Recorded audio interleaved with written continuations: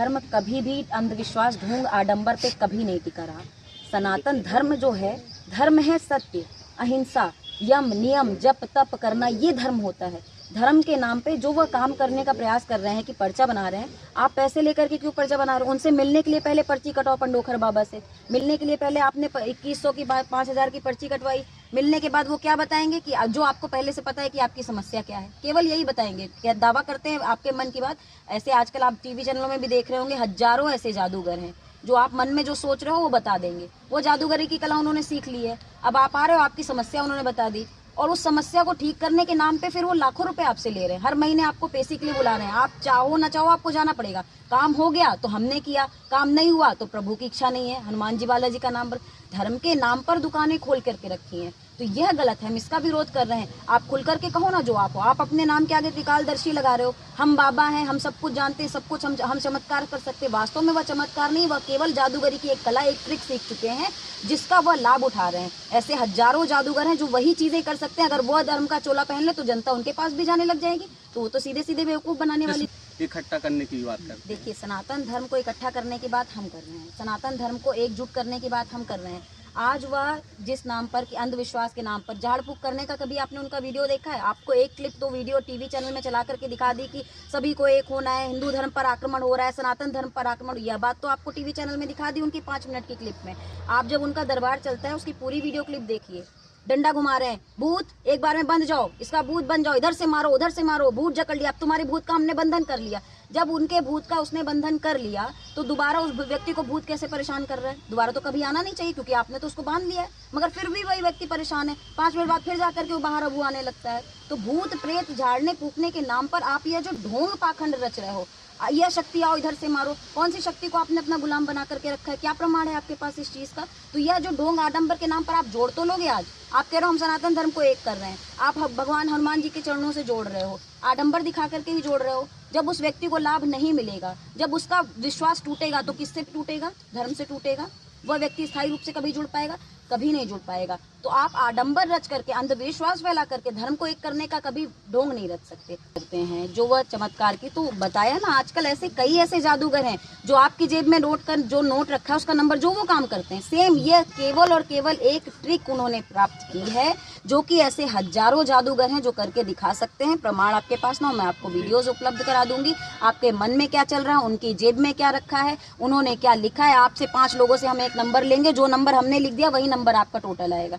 तो ऐसे कलाएं दिखाने वाले, जादूगरी दिखाने वाले तो बहुत होंगे, मगर वास्तव में यदि आप धर्म के नाम पर बने तो फिर आप अपना महिमा मंडन क्यों करवा रहे हो?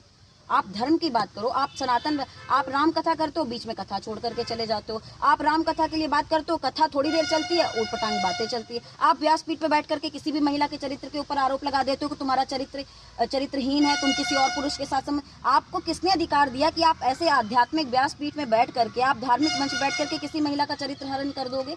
यदि कोई बात है, आप उसे व्यक्ति केवल अपना महिमा मंडन कराने के लिए, केवल यह दिखाने के लिए कि मेरे पास शक्ति, आप किसी के जीवन में बर्बाद कर दोगे। क्या पता उसके घर में क्या स्थिति है, ना हो वो चरित्रहीन, और आपने बोल दिया सबके सामने, उसकी क्या इज्जत रहेगी? लाखों लोगों के सामने टीवी चैनल के माध्यम से प्रचार प्रसार हो, इसका जवाब कौन देगा?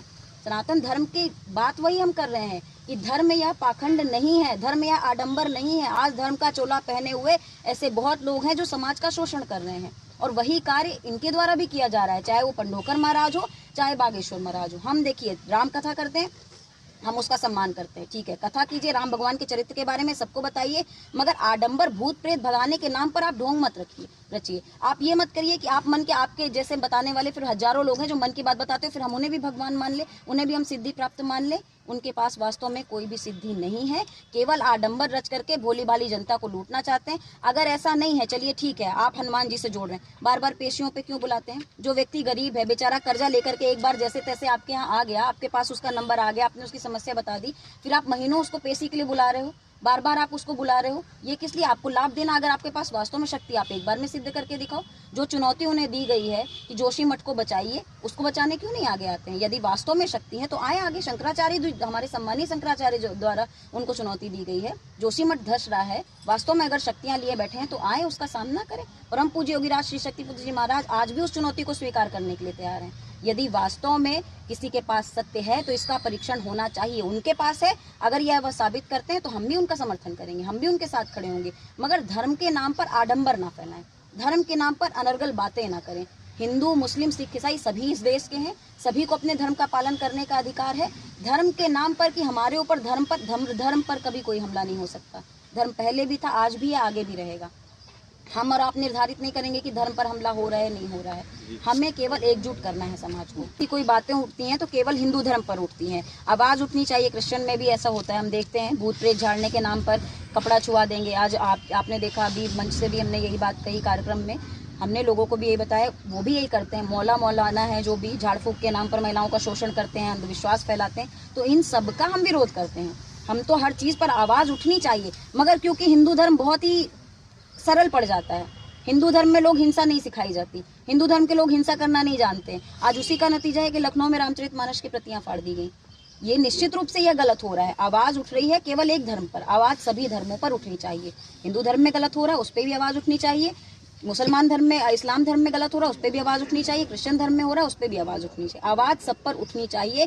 आडंबर सभी धर्मों में व्याप्त है और मंथन होगा तभी सत्य निकल करके बाहर आएगा। दीदी, लोग नशा तो छोड़ना चाहते हैं, लेकिन ये कहा जाता है कि अगर कोई आपके आश्रम में पहुंच जाता है तो नशा से दूर हो जाता है।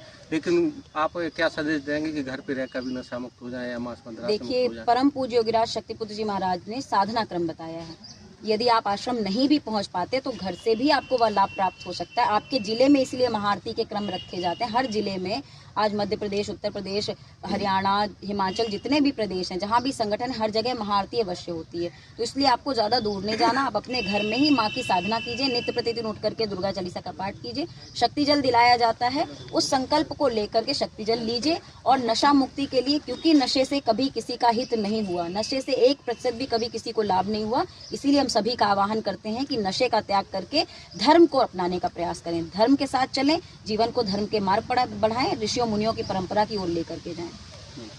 दोगला चरित्र है। आवाजें उठती हैं, जब सरकार पे रहते हैं तो क्यों नहीं कार्य करते हैं? क्यों अपने सरकार पर दबाव नहीं बना पाते हैं? क्यों अपनी बात लोगों तक पहुंचा नहीं पाते हैं? क्यों सरकारें निर्णय नहीं लेती? नशा मुक्ति दिवस मनाती हैं, नशा मुक्ति के लिए बड़े बड़े अभियान चलाने का प्रयास करते हैं, मगर सरकारी ठेके देने का मतलब यही है कि आप चाहते नहीं है करना। आप अगर कोई सरकार सत्ता में है, वास्तव में समाज का हित चाहती है, आज कितने अपराध होते हैं। आज घर से एक युवा निकलता है, बाइक में बैठता है, शराब की ठेके में जाके शराब पी करके वापस घर जाने लगता है, एक्सीडेंट से होकर शिकार बेमौत मारा जाता है। घर में एक मजदूर है, कमा करके दिन भर में 100 रुपये भी वो पाता होगा, 250 रुपये 300 रुपये पाता है, वापस जाते समय दुकान देखता है, ठेका देखता है, वहाँ से शराब ले लेता है, भूल जाता है कि घर में बीवी बच्चे इंतजार कर रहे हैं कि सब्जी लेकर के घर में आएंगे, बच्चे की स्कूल की फीस जमा नहीं है, मगर उसे चिंता नहीं है इस चीज़ की। क्यों? क्योंकि ठेके से शराब मिल रहा है। और जो रही सही कसर होती है, चुनाव के समय ये राजनेता फ्री में, मुफ्त में बांट करके शराब लोगों को आदी बना देते हैं। चुनाव जीतने के लिए लाखों करोड़ों रुपए की अवैध शराब गांव-गांव भेजी जाती है।